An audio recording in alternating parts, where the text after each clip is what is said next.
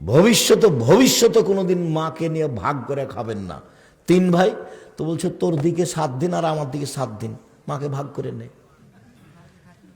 খবরদার নয় এটা, এতে মা কষ্ট পাবে। মায়ের এখন আছে, নাতি আছে, নাতনি আছে, অমুক আছে, তমুক আছে, তোমার বউটা খালি মুখখান ভারী করে থাকবে। 3জন 4জন যদি নাতি চলে আসে, জামাই যদি চলে আসে, দেখিও তোমার বউয়ের মনটা। সব বউ এরকম নয়, খোলা মাঠে তুমি বলে দেবো তোমার বউকে, আর তোমার মাকে বলে দেবো, আম্মা চিন্তা করবেন না, আপনি আমার দিকে থাকবেন, আমার কাছে খাবেন, আমার বোনেরা আমার কাছে খাবে, আমার ভাগ্নিরা আমার কাছে খাবে, আমার ভাইগনারা আমার কাছে খাবে, আমার বাপের যত আত্মীয় স্বজন আছে সব আমার কাছে খাবে, চিন্তা করবেন না ইনশাআল্লাহ। তোমার যখন এই কথা হবে তখন আল্লাহর পক্ষ থেকে দয়া খুলে যাবে, দেখবে কত রুজি, অভাব নেই। আমার মা বলছে তোর বাড়িটার নাম মেহমানখানা, আমার মা বলছে যে তোর বাড়িটার নাম মেহমানখানা। হিন্দু আসুক খেতে পাবে, বৌদ্ধ আসুক খেতে পাবে, শত্রু আসুক খেতে পাবে। শত্রু যে কালকে মারতে চেয়েছে ও যদি আসে, ওর জন্য আছে। বেশ বাঁচতে হবে।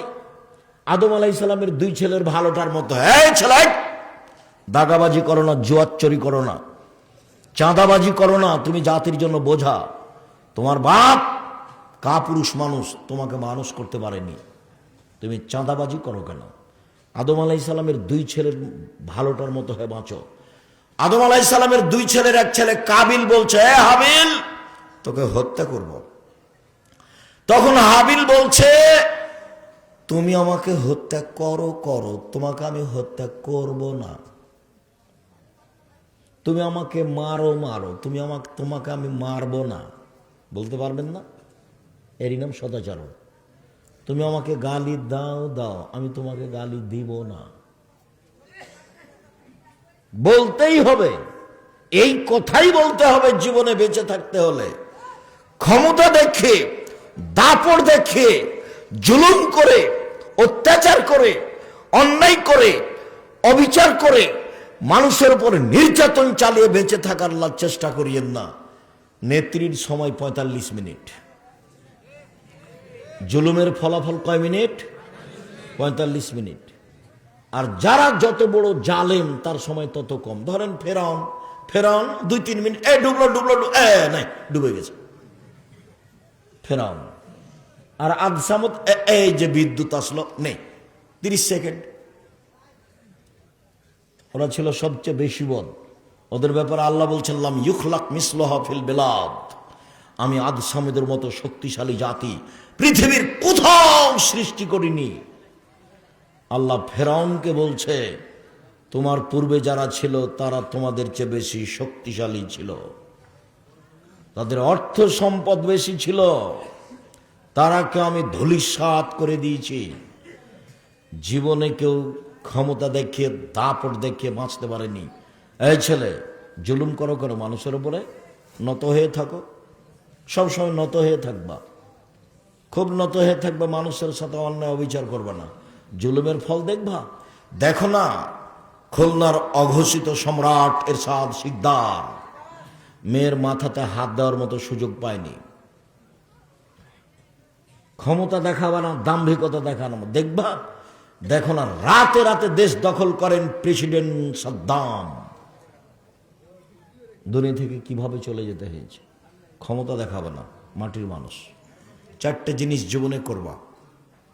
1, 5 ওয়াক্ত সালাত, 2, হালাল রুজি, 3, কোরআন তেলাওয়াত, 4, আড্ডা পিটা চিরদিনের জন্য নিষেধ। আড্ডা পিটা 2 ধরনের। 1, বড় মোবাইল নিয়ে ঘন্টার ঘন্টা ল্যাংটা বেটি ছেলে দেখা, এটা হলো একটা আড্ডা পিটা। আর একটা আড্ডা পিটা হলো এই যে দোকানপাটে বসে বসে আছো 3 জন 4 জন 5 জন, আর বদনাম আর গিবত, তার অমুক চেয়ারম্যান আর অমুক মেম্বার, আর কোন দল কে যে বলছে, ধুলায় অন্ধকার, মাথায় টুপিও আছে। এরা হলো পশু প্রাণী, গরু ছাগল। বুঝে না ওরা অন্তর আছে, বুঝে না, দেখেও দেখে না ওরা চক্ষু আছে, দেখে না, শোনে না ওরা কান আছে, শোনে না। উলাইকা কালানাম, তারা পশু প্রাণীর মতো, তারা গরু ছাগলের মতো, তারা কুকুর শ্রেণীর মতো, বালু মাজাল বরং তার চেয়ে খারাপ। দোকানে বসে থাকেন কেন? কোন লজ্জায়? শরম হয় না, হায়া হয় না? বসে বসে থাকবেন কেন? আর একজনের বদনাম শোনেন কেন? আপনি কুকুর শ্রীগালের চেয়ে খারাপ, আমি এ কথা বলিনি, এ কথা আল্লাহ বলছে। খারাপ লাগে কেন? বসে থাকবেন কেন? সালাত আদায় করে বাড়ি চলে যাবেন। বসে থাকবেন কেন? কেন দোকানে বসে থাকেন? আমি তো বহুদিন বলেছি দোকানে যাওয়ার পদ্ধতি। আসসালামু আলাইকুম, আহমদ, লবণ আছে? জি আছে। কাঁচামরিচ আছে? জি আছে। 1 কেজি লবণ দাও, 200 কাঁচামরিচ দাও। বস, দেওয়া হয়েছে, টাকা দেওয়া হয়েছে, আসসালামু আলাইকুম, গেলাম। এই পর্যন্ত দোকানে দাঁড়াবেন। দোকানে বসে আছেন কেন? শরম হয় না কেন? হায়া হয় না কেন? লজ্জা হয় না কেন? খারাপ লাগে না কেন? মাথায় টুপি আছে, ল্যাংটা বেটি ছেলে নাচে, চোখে তাকিয়ে দেখেন কেমনে? আপনি নিজেকে পশু মনে করেন, না গরু ছাগল মনে করেন, না কুকুর শ্রীল মনে করেন? থাকবেন।